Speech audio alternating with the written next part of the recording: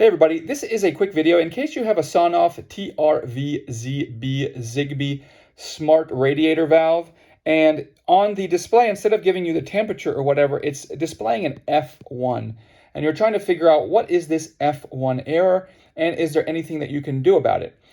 So first of all, according to Sonoff, the manufacturer, an F1 error indicates that the valve is operating slowly, that the hot water is moving through it too slowly. And so what you want to do, there's a couple things you can check. You want to make sure that your radiator has been purged recently. You also just want to make sure that the valve is connected properly. It can be that the way that it's set on there, it thinks that it's open, but it's actually not fully open.